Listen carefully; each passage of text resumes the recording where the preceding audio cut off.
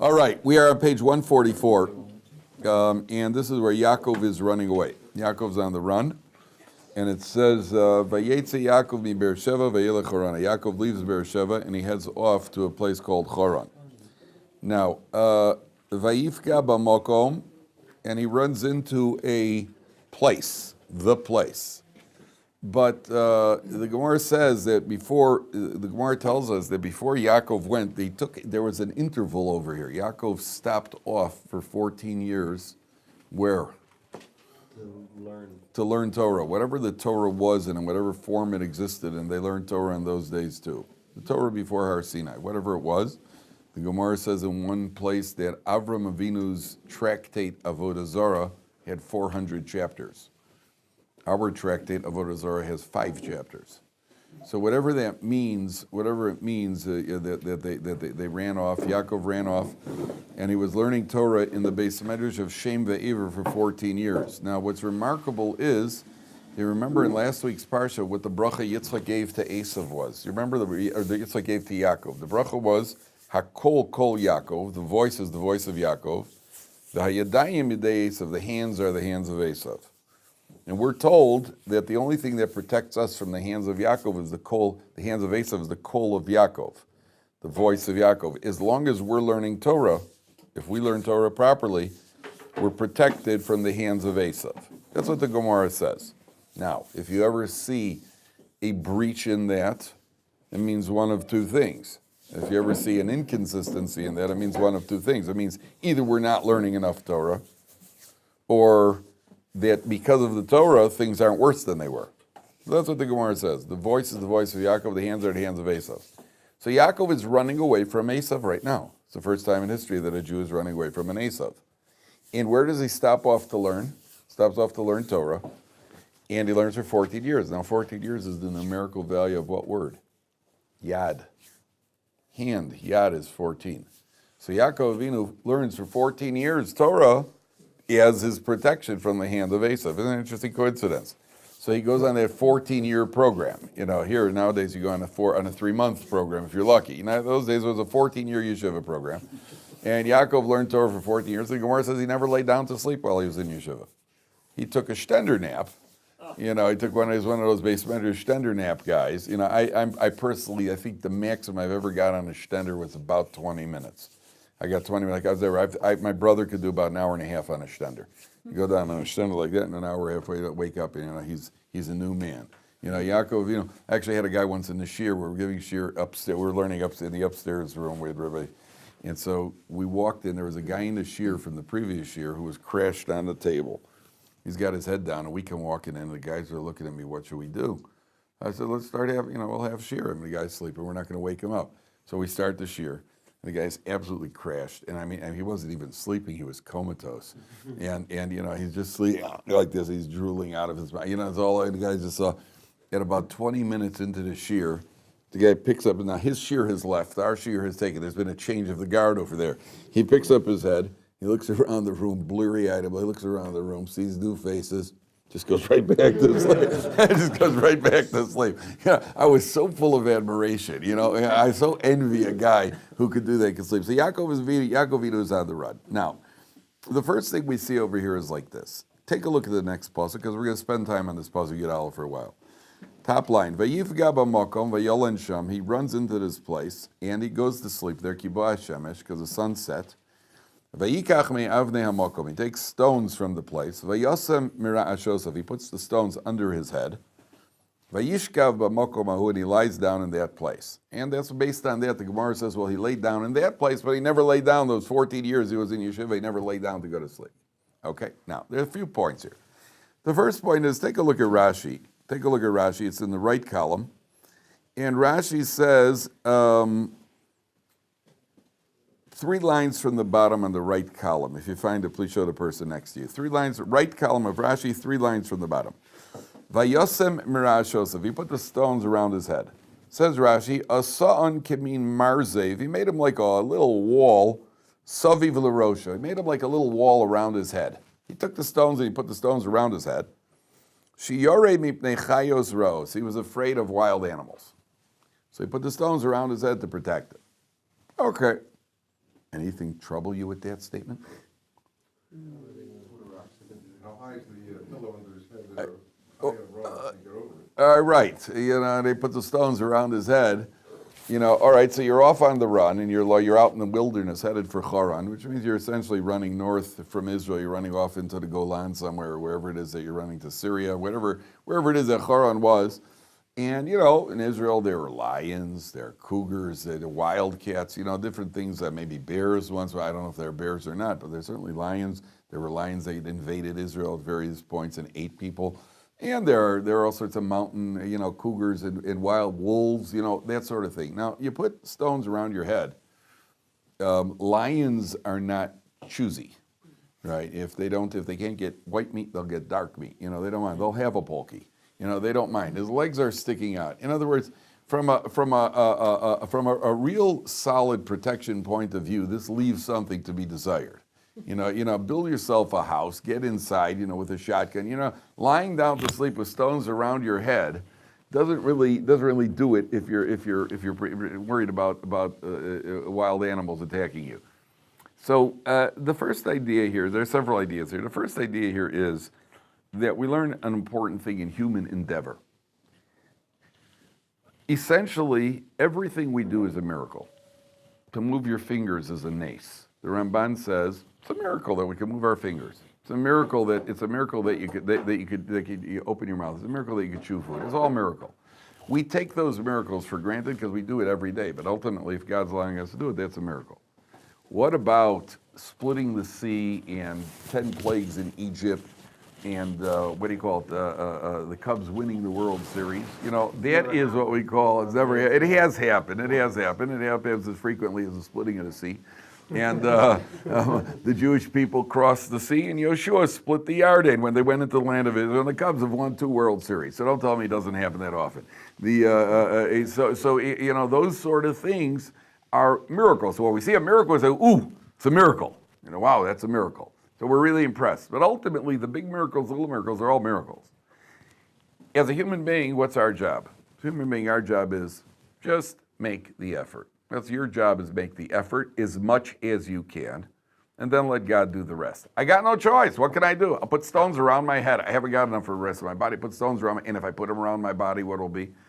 Cougars have been known to climb over stones as well. As far as hishtadlus, which is human effort, this really isn't a great effort. That's all you got under the circumstances. What can you do? Okay, put stones around your head and just pray they don't notice your feet. That's about all you can do. So that's the first lesson we learn over here. Yaakov put stones around his feet. Now I want to show you, so we're going to skip ahead for 1 second. I want to show you a very important idea over here. Yaakov, turn to page 148 for a second. Yaakov goes and he wakes up and he runs off to Lavan's, to Haran, okay? Now when he gets there, he gets to a well, and he sees that the well is covered by a huge stone. And when he gets to the well, he sees that the shepherds are all gathered around, and they're not watering the sheep because there's a giant stone covering the well, which means they didn't trust each other. This is Lavan territory. If there's a stone on the well, it just means that people didn't trust each other. We don't want anybody taken from the water until we're all here. And it took everybody to gather. Yaakov says to the shepherds, why don't you water the sheep? The sheep, the day's not over. Why aren't you watering your sheep? And Yaakov Avinu doesn't water the sheep because they're not watering the sheep, because they say to Yaakov Avinu, we need all the shepherds to come here before we could roll off the stone. So then I'm skipping on ahead over here. We're going to come back and analyze this later. I just want to show you one point. In Pasuk Yud, on page 148, Pasuk Yud, about 8 lines from the bottom, then it says like this: Vayhi kasher ra Yaakov es Rachel bas Lavan achimo, he saw Rachel, ves son Lavan achimo, vayigash Yaakov approaches, vayagel es even me'al pia be'er, he rolls the stone off the well, vayashkes son Lavan achimo, and he gives the stone to drink. So what a whole bunch of shepherds, you talk about shepherds are rugged, strong guys, right, running around. What it takes an entire team of shepherds to be able to accomplish, Yaakov rolls the stone off the well by himself, single-handedly. Now take a look at Rashi on the spot. It's the right column of Rashi, 2 lines from the bottom. Right column of Rashi, 2 lines from the bottom. Vayagesh Yaakov vayagel, Yaakov approaches and he rolls it off. Says Rashi, Ke'adam shemavir esapkak me'al pi hatzluchi. It's like a guy popping a cork off of a bottle. All right, I've never seen you guys pop corks off bottles. You could probably do it easier than Yaakov, when you want to have a beer. But okay, when he's popping a cork off a bottle, le'odiacha shekocho gadol, to let you know he was great strength. Yaakov's a strong man. Could roll a stone off the well. Okay, plain meaning. Yaakov is a strong man. He's Esav's brother. They are twins. Yaakov, he can take care of himself. So I heard from Rabbi. You know Rabbi? I heard from Rabbi. He said, what does it mean, kocho gadol? So let me explain this, because it's such a remarkable idea. Listen carefully. Why can you move your finger, ultimately? Because God lets you. So the ability to move a stone off a well and the ability to move your finger is really the same thing. It's coming from the same exact source, right? True? Okay. So if you really believe with full faith that you could move your finger because it has nothing to do with your brain signals and impulses and anything else, I move my finger because God said I could move my finger. So then if that's my degree of faith, it makes no difference if it's a finger or if it's a stone off a well. Ultimately, whatever I could do is only purely 100% because God allows me. If your faith is strong enough, then you can move a stone off the well, just like you could pop a cork out of a bottle, off a bottle. Because it's the same strength, it's all faith. So when it says he had great strength, it talks about the strength of his faith. If your faith is that strong, it makes no difference. It really makes no difference what it is, because you truly believe. The Gemara says, Rabbi Chanina ben Dosa was the miracle man of the Talmud. So the Gemara says that one Erev Shabbos, he saw his daughter was sad. So he said to her, what's wrong? She said, well, instead of oil, I put vinegar in the candles for Shabbos. So Rabbi Chanina ben Dosa said, well, the same one who told oil to burn is the same one who told the vinegar to burn, just like the vinegar. So she lit the candles with the vinegar burnt. It burnt till all of Shabbos, till Motzei Shabbos, they made Havdalah on that flame. That's what the Gemara says. Now, somebody asks you, why does oil burn? What would you say? Well, something you overheard in high school during chemistry class about combustion and the makeup and chemicals and this, that, and the other. Oil burns for one reason. Oil burns for one reason. Why? Because God said so. God could have just easily declared that vinegar should burn. So Rabbi Chanina ben Dosa was saying to his daughter, what's the difference to you? Oil burns. Does it make sense that oil should burn? It doesn't make any sense. It's only because God decreed it. So the same God that said the oil burn, he'll tell the vinegar to burn. You know what that really means? It means you got to believe it. If at any point during Shabbos, somebody would have passed those candles and go, hey, the vinegar is really burning, that means you don't believe it 100%, then it would have never burned to begin with. In other words, it should burn, and there should be no surprises over here. It's the same God. What's the difference?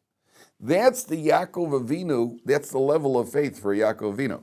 So the same Yaakov Avinu could pop a cork off a well, pop a stone off a well, like you pop a cork off a bottle. It's the same Yaakov Avinu could put stones around his head, and that becomes enough of an effort of ishtadlus for you. I believe God will protect me. Why are you putting out stones at all? Because God says don't rely on a miracle totally. Make some sort of effort. So you put the stones around your head. That becomes your effort. In life, you will find, as you get older, and you can ask Mr. Fogel if you don't believe me, he's only a little older than me, not much, but we're basically the same age. But as you get older, you will see that many of the things that you accomplish in life that are successful, and you take a good hard look, you'll see it has absolutely nothing to do with you. To the contrary, often it's in spite of you, not because of you. It's in spite of you. It's because you did everything wrong. And you made your effort, and the things that you really try hard, bombs. It absolutely bombs. And the things that all of a sudden, next thing you know, what happened? How did I do that? Right? The answer is you got out of the way and you let God take care of it. That's how it happens. But you make the effort that you have to do. But don't mistake for a minute that your effort has anything to do with it. It's the same God that talk to fundraisers. People collect for yeshivas and stuff like that. You'll see that fundraisers often will go and they're totally unsuccessful. Yet when they come back home, they'll find there's a check waiting for them from some donor who they'd never even approached. That's God's little way of saying, well, you did what you had to do. You made your effort to collect, but don't think it's you. I know this guy personally. He's my brother's brother-in-law. He collects for a kollel. So this guy goes to America, and he's just a happy-go-lucky guy. He goes to America, and there's like a little business office where everybody knows you go, some businessmen there, you go in and each guy gives you $18, you know, that sort of thing. So he goes into the office there to get his $18 from the, what do you call it? And just then they say, hey, join us, we're davening mincha. You're the 10th man. And they pull him into mincha as a 10th man, and they give him a $1,000 donation. They said, we have a policy here, the 10th man for the minyan gets $1,000. Guy doesn't know what, yeah, where is it? Yeah, the guy, I said, the guy didn't know what hit him, right? So then they asked him to give a little talk between mincha and Marav. He's a guy, Talmud Chacham, you got to give a talk. So he gives a talk in the shul. He gives a little talk. A guy comes over and says, hey, I really like that. I gave him another $3,600 to support one of his coal guys. The guy didn't know what hit him. He came in for $18, right? And then there's the other guy that you're really trying to make the money off of, and that guy doesn't want to see you, doesn't talk to you, nothing. You don't get any frustrated. So you got to daven mincha. You know, next thing you know, boom, there you are. So that is that's the first lesson here. The second lesson here is that, and this is a remarkable thing. This is really remarkable. Did you ever see there's something called magic eye? I mean, you don't know what magic eye is? It's a thing that there's a two-dimensional, looks like a two-dimensional picture. And if you get it on the right angle, you see a third dimension. You know what I'm talking about? You never saw that magic eye?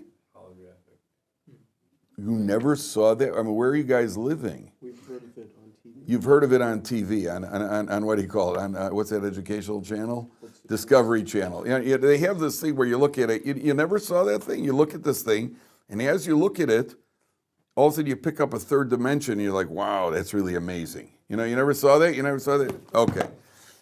So, Yaakov, now let's think about this realistically. 14 years, Yaakov didn't sleep in yeshiva. Sleep, for most people beyond the age of about 19, is a result of lack of motivation. When you're very motivated, you don't sleep. Very few people yawn in an ice cream parlor.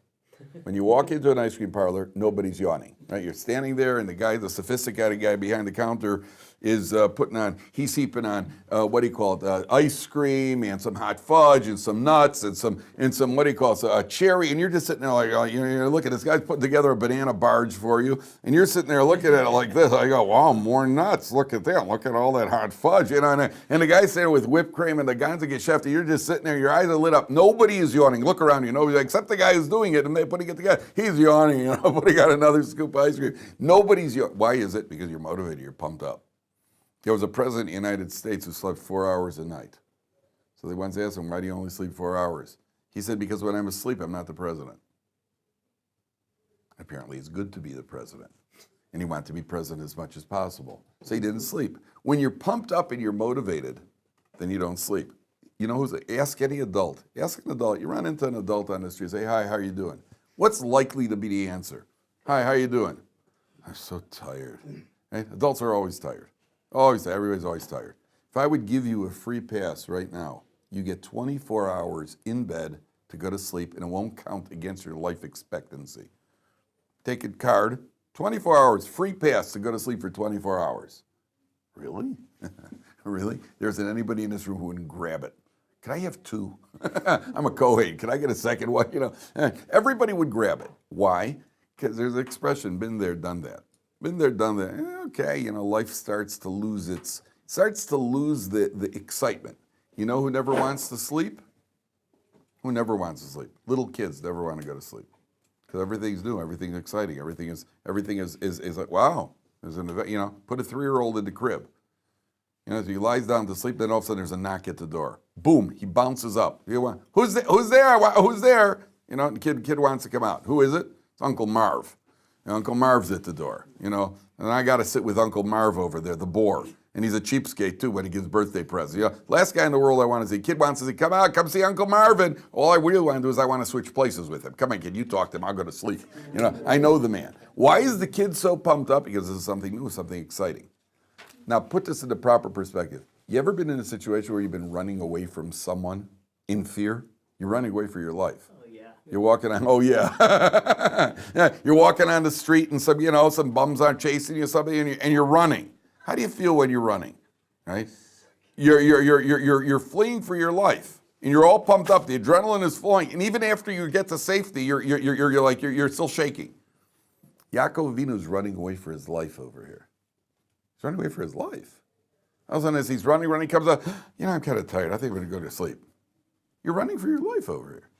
And when he was in yeshiva, he didn't sleep for 14 years? What does that tell you? It tells you that he was pumped up when he was in yeshiva than he was when he was running for his life. He was so pumped up when he was learning Torah. Torah was so exciting for him that he was more pumped up learning Torah than he was when he's running away for his life from Esav. Can you imagine that? That's what Torah is supposed to be. Torah is supposed to get to the point where, you open up a sefer, you'll be, honestly, it's difficult. Open up a Gemara, another drasha, give me the ice cream. Yeah, Yaakov Avinu was so pumped up about Torah, the ice cream parlor. There, I don't yawn. Yaakov Avinu was so pumped up, a guy could be in a chumash year and yawning through the entire chumash year, and then he goes to the lunchroom. I mean, guys, it's an Or Sameach lunch. It's not, yet he gets into the chumash, he gets some lunch, he doesn't yawn. He's excited. It's something to do. It's true.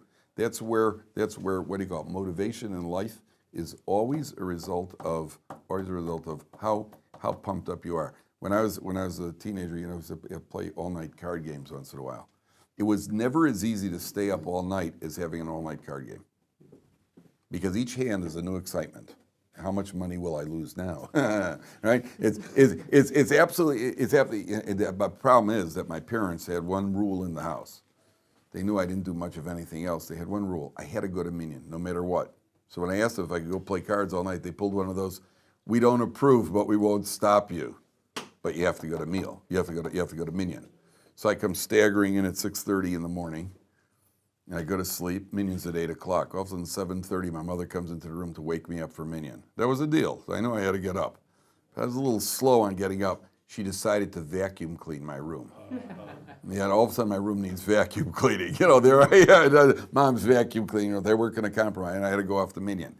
But it was never difficult to stay up. Minyan was impossible. But it was never difficult to stay up because it has to do with your motivation. The more motivated you are. Friday night, you sit down at the Shabbos, you're exhausted and shul, you're absolutely exhausted, and you're sitting at a Shabbos table and they bring out roast beef. What a way to wake somebody up. All of a sudden they bring out, that's what Yaakov Avinu is teaching us. Okay, now, take a look at the next pasuk. We got Yaakov's ladder. Now this is one of the sections that is most discussed in the Torah. Vayachalom, he has a dream. V'inei sulam mutzav arza. There's a ladder that is based on the ground. The feet of the ladder are on the ground. Back on page 144. Vayachalom v'inei sulam mutzav arza. There's a ladder sitting on the ground. V'rosha magia shamayim. The top of the ladder reaches into the heavens. V'inei malachei Elokim olim v'yordim bo. The angels of God are going up and down this ladder. Now, what is this ladder all about? Jacob's ladder, one of the most famous, I'm sure that they've named, is one of the most famous sections of the Torah. Yaakov has a dream about a ladder. So there are 4 important lessons here, especially for people who are first getting into Yiddishkeit. The first lesson is, look where the ladder is. The feet are on the ground, and it reaches all the way up into the heavens. Right? There are several commentaries that point out, the ladder is obviously the ladder of spiritual growth. And there's a reason why Yaakov sees a ladder. What does the ladder tell you? What is the ladder? What's that? You got to climb. One rung at a time. One rung at a time. Climb one rung at a time. That's what it's called, a rung? Yeah. You mean the thing on the ladder? It's called a rung, yeah. Like my friend rung me. Yeah. It's called a rung, yes. And so you got to climb up the ladder what one rung at a time, right? Now, how far could you reach? You can reach into the heavens. If you climb properly, you can reach into the heavens. But just remember, keep your feet on the ground, right? The ladder's feet are perched firmly on the ground. No matter how high and holy and spiritual you get, which is always a problem, but no matter how high and holy you get, keep your feet firmly planted on the ground. Your guys are good. You're not the Chafetz Chaim just yet. No matter how high and holy you get, stay firmly on the ground. Sometimes people feel, I'm growing as a Jew spiritually, and how am I going to deal with my family? They're so materialistically oriented, and I can't deal with them, and all I want to do is speak spiritual ideas to them in Aramaic and that sort of thing. Don't do it. Don't do it. Keep your feet firmly on the ground. Whatever you used to talk to your family about, that's what you should talk to them. Before you became frum, whatever you talk to your brother about, you talk to him about sports and more sports and then some more sports. That's what you speak about that when you're frum too. You're like, no, but it was sports. I don't watch sports anymore. A bunch of guts in. Drop that. If you chew the shicks of gum over there and forget about it. Don't be such a spiritual giant. You want to grow. Part of your spirituality is dealing with other people. So keep your feet firmly planted on the ground. Don't drift off into the heavens where we got to start pulling you down. Now, that's idea number one. Idea number two, how wide was this ladder? This is what the measure said. How wide do you think this ladder is? As wide as How do you know? You're very good, very good. You're absolutely right. The measure says it was 8,000 parseos wide. 8,000 parseos is wider than the entire earth. You're picturing a ladder, a fireman's ladder. You're picturing a ladder. Yaakov's got climbing up a ladder with angels climbing up and down the ladder. The ladder that he pictured was a ladder 8,000 parseos wide. That's wider than the entire earth. That's the ladder that he pictured. Now, if this is the ladder of spiritual growth, what do you think the symbolism of a wide ladder, a ladder than the entire earth is? And it's a ladder that expands across the entire earth. What do you think the symbolism is? We can all plan to get there. Not only you could, you have to. Absolutely. That means no one on earth has an excuse. No one on earth has an excuse. I never had a chance. I never had an opportunity. I didn't know about it. No excuses. The ladder was there. Everybody on earth could get on the ladder. Nowadays, we have no excuses. Nowadays, there's an Art Scroll Gemara. There's Shurim online. All the excuses are gone.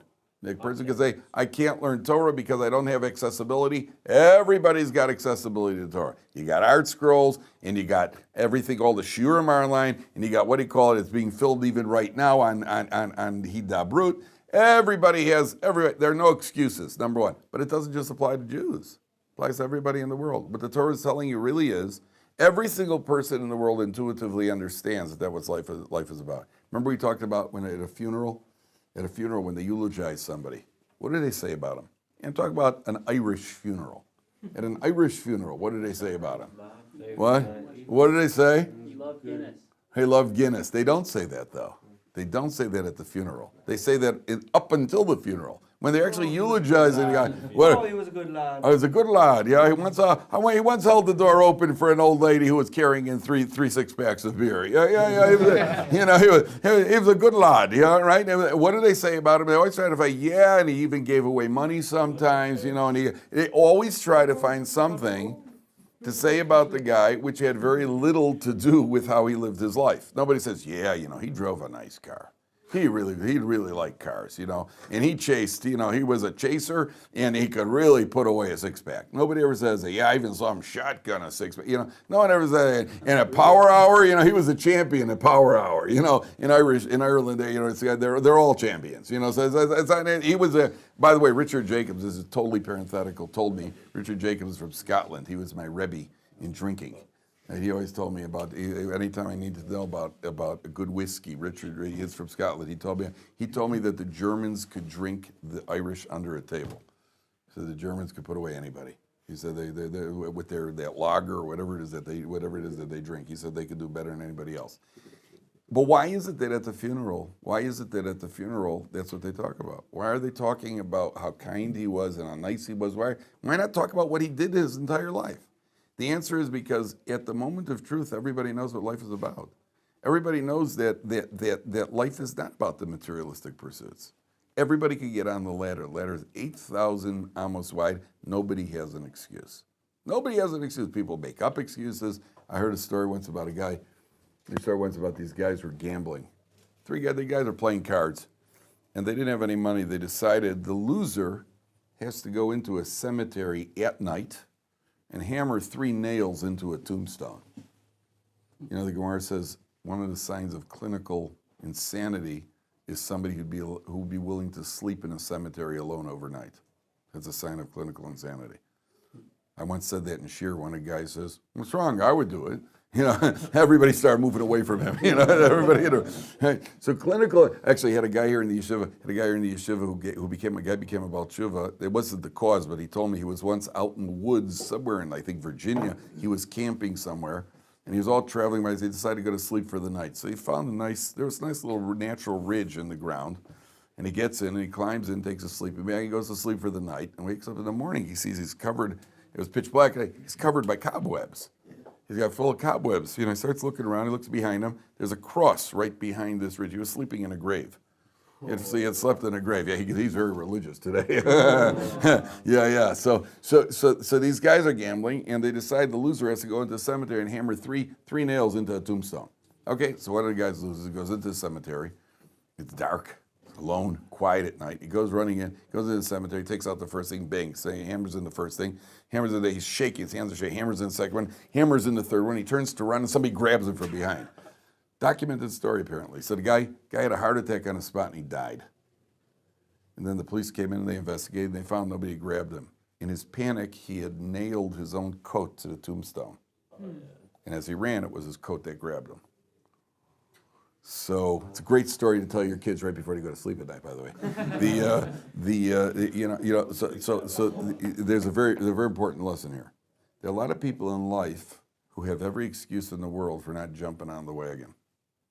I didn't have good teachers, and my parents were not like this, and I wasn't from. I never had an opportunity. You got everything. It's his fault. Everybody in the world is at fault. The bottom line is the guy's holding himself back. You have every opportunity. Nothing's holding you back. You're nailing your own coat into your own tombstone. Nobody's holding you back. Don't blame anybody else. There's a limit to how long you can blame people. Every once in a while, you'll meet guys in your life. You'll meet an old guy, a guy in his 70s who tells you he sees you in shul, especially when he sees you and he sees you're from. He's going to come over to tell you his story. You know why I ain't religious? I'll tell you why I ain't religious. When I was a little boy, I was in Cheder. You never met one of these guys? When I was a little boy, I was in Cheder. And I saw the rabbi, he came in and he slapped one of the boys, and I says to myself, Max, if that's how a rabbi acts, then I ain't going to be religious. So at 7 years old, he made a very sophisticated decision about the rest of his life. Yeah? And now he's coming to tell you to justify his, give me the break, buddy. And you didn't see anybody in the non-religious world hit anybody? You didn't see anybody, I spoke in a prison, gentlemen. I like to say I was in prison. I spoke in a prison. 99% of the people in the prison, this was hard criminal prison. Murderers, armed robbers. Right? They had a kiruv program in the prison. So I walked in and I gave a talk in this prison. Every one of the prisoners was secular, except for one. There was one religious guy looked like he stepped right out of Masharm. Got the beard, payas, the whole thing, an older guy. And no matter what I said, when I quoted a Gemara, the guy he mouthed the Gemara along with me. So after I said to me, why are you here? So I forgot to pay my taxes. Okay, forgot. Did forget. I'm not sure exactly what it was. But some of these guys were, what do you call it? Some of these guys are they're all secular. What, so the secular world is so perfect because you saw an inconsistency in the religious Jews? That's why you're not religious? And they're all just a satzkalach over there? That's what, so you understand it's an Irish guy. It's an Irish guy, it's nonsense. He's looking for an excuse. He's holding himself back. I didn't have an opportunity. You had plenty of opportunities. My parents didn't. Don't blame your parents. Don't blame your parents. Blame yourself. That's what Yaakov is saying. That's what the Torah is saying over here. The ladder is there for everybody. Anybody who wants could get on the ladder. I was actually in the prison yard after the talk. So I'm meandering about in the prison yard, and I saw there's a guy about 6'3", 6'4", big guy. I started schmoozing with him. I'm not 6'3", by the way. I started schmoozing with this guy. I said to him, why are you here? So he looks around and goes, I trusted the wrong people. Right, which is consistent. All prisoners, it was always somebody else's fault. They were never at fault. So I'm talking to this guy, and all of a sudden I start glancing around the prison yard, and I just realize there isn't a guard in sight. There's nobody around. And I'm talking to this guy who goodness knows why he's in prison. For all I know, he might have assaulted a rabbi. And I have no idea why, and I'm talking to this guy, just chum. All of a sudden I'm picturing the next day's news headlines, rabbi held captive, hostage by prisoners. Nobody's on it. So I excused myself and tried to find a reason to get away from that. You forget that you're with these guys. So, what do you do? It's everybody else's fault. I trusted the wrong people. You don't trust the wrong people. That's what the ladder's telling you. That's idea number 2. Okay, idea number 3 is that the angels are going up and down the ladder. What do these angels represent? What does this ladder represent? It's a sulam. Take a look at the word sulam. What does sulam represent? What is a sulam? So, sulam is the same numerical value. Sulam spelled with a vav. Here it's spelled without a vav. Sulam is the same numerical value as kol. Hakol, kol, Yaakov. What is a kol? Voice. It's a voice. What voice is it that Jews rely on? The voice of tefillah. That means the ladder, the angels going up and down means when you daven, the malachim carry your tefillahs upwards, and then they bring you down the energy, the positive energy, as what you receive in exchange for your tefillahs. The malachim which go up the ladder, then they come down the ladder. That's the idea of this. So that's what it represents. But there's one essential point here. I heard this from Rabbi Leff. I don't know if you're Rabbi Zev Leff. He said like this: why does Yaakov go to sleep here? Again, this is not the plain meaning. It's certainly a symbolic idea. Why does he go to sleep here? Yaakov Avinu has been in yeshiva for 14 years, right? What did you absorb in yeshiva? How much did you grow in yeshiva? How do you know where you're really holding in life? What tells you what you're really holding in life? You know what the answer is? What do you dream about at night? What do you dream about when you go to sleep at night? Right? So, depends. You dream about what you're really focused on during the day. A person generally dreams about their, a guy dreams about money, he's focused on money. A guy dreams about sports, he's focused on sports. A guy dreams about it. When you have finals in school, during finals week, what are your you're always thinking about, you showed up in class but you didn't have a pencil or something. Some disaster when that's what you dream. You dream about where your head is. Yaakov Avinu, after 14 years in yeshiva, where am I holding? Where am I holding now? So Yaakov Avinu goes to sleep. What's his dream about? His dream about spiritual growth. That means that's where you're really focused. If you dream about a ladder of spiritual growth, that means you're a person who truly wants to dream, that you're a person who truly wants to grow. That's what your dream is. Yaakov Avinu, symbolically, he's showing us where a human being tests himself. One of the things we do to test ourselves is we sleep. What are you doing when you're sleeping? So, depends. If a person sleeps with intent to refresh in himself, I'm going to sleep because I want to learn Torah tomorrow and God created me human. I cannot do it tomorrow unless I sleep. So the Rambam says, if that's your intent when you go to sleep, then while you're sleeping, you get rewarded as if you're learning Torah. Because I have no choice. I'd love to learn more Torah now. I'm exhausted. I got to go to sleep tomorrow morning. I'm going to learn more Torah with a fresh head. Good. Just now while you're sleeping, you get reward for learning Torah. If you eat because you need to strengthen yourself in order to serve HaKadosh Baruch Hu, you get rewarded while you eat. You could take all mundane activities, can be taken and turned into a form of serving HaKadosh Baruch Hu. Depends what your intent is. If Yaakov Avinu goes to sleep and he wakes up, take a look at the next page for a second, very quickly. Very quickly. Top line on the next page. Vayikatz Yaakov mishnoso.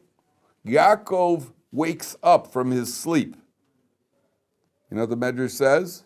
The Medrash says, don't read it as mishnoso, read it as mishnoso from his Mishnah. Yaakov, Vayikav Yaakov mishnoso. Yaakov wakes up from his Mishnah learning. Mishnah means to review your learning. He wakes up from his Mishnah learning. What's that got to do with this story? Yaakov wakes up from his sleep. That's what it says. Why is the Medrash telling me, well, you should read this as Yaakov wakes up mishnaso from his Mishnah learning? Because the Medrash is exactly what we're talking about. When Yaakov Avinu goes to sleep, what is his sleep counted as? It's counted as he continued learning his Mishnah. While he's running away, while he's involved in base Medrash, that's what you're doing. You're learning Torah. You go to sleep because you have to go to sleep. When we go to sleep, sleep is an activity. It's an elaborate activity with preparations and a midnight snack. The whole, sleep, we don't just get into bed. There's a shower and a snack and a little chill, and then you got to touch every corner of the bed, and make sure everything is just so. Yaakov Avinu goes to sleep. His sleep is for one purpose, is because I can't continue without sleeping. So then it's considered as Mishnah. That's what we're doing. Every time we do something and we have the right focus, then it's considered as if it's part of our avoda. Okay, we'll continue tomorrow.